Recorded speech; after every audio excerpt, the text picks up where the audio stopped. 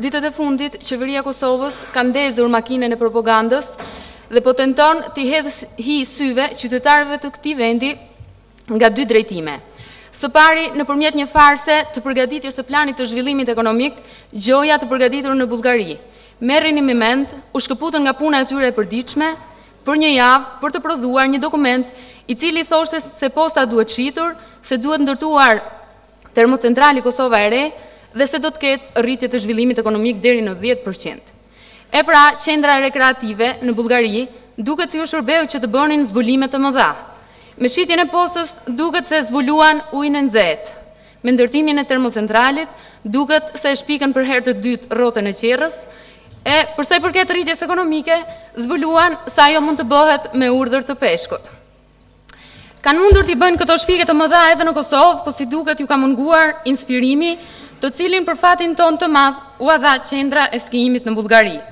Qytetarët e këtij vendi duhet ta dinë se bëhet fjalë për një farsë, e cila jo që nuk është plan ekonomik, por është një dokument i prodhuar nga paniku i kolapsit ekonomik në të cilin kjo qeveri po e zhyt vendin.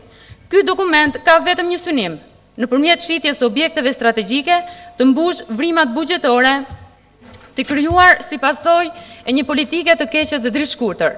Nga ana tjetër, ata që i kanë dy parë mend në kokë dinë mirë se nuk ka zhvillim ekonomik pa rritje të vendeve të punës. E kjo bëhet nëpërmjet rritjes së prodhimit vendor. E ky fundit bëhet nëpërmjet investimeve e mbështetjes së bizneseve, e jo rënimet të tyre siç po bën qeveria, e cila me këto politika ekonomike e ka shndruar Kosovën në një han pa porta ku gjithkush mundet të sjellë prodhimet e veta.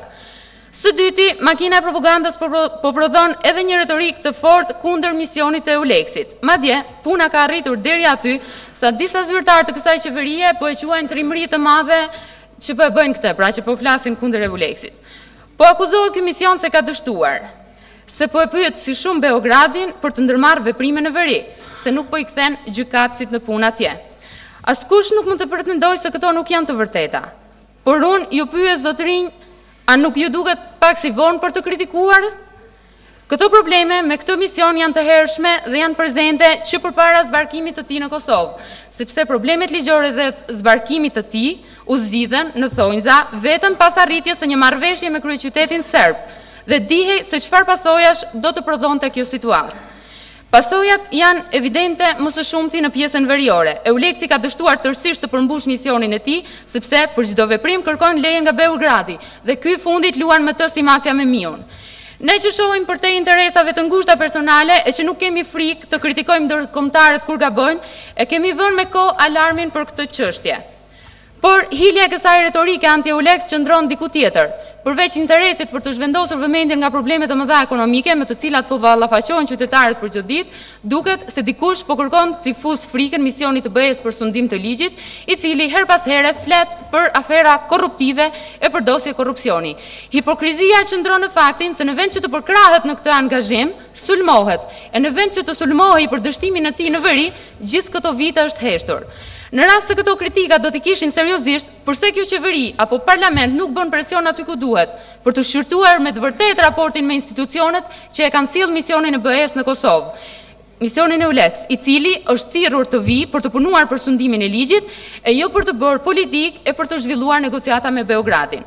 Është mirë pra që këto zyrtarë të qeverisë të na tregojnë se si ka mundësi nga ana tjetër që policia serb në mes të Prishtinës të rrahin qytetar shqiptar. Ky është një provokim i hapur, i cili përveç të tjera është edhe mungesë profesionalizmi. Në përfundim, i bëj thirrje kësaj qeverie që në vend të makinës së propagandës që tenton të na shes dushk për gogla, të fillojë të punojë me të vërtetë për interesat e vendit, se me këtë qasje Kosova do të hyjë, nëse s'ka hyrë deri tani, në listën e shteteve të dështuara. Faleminderit.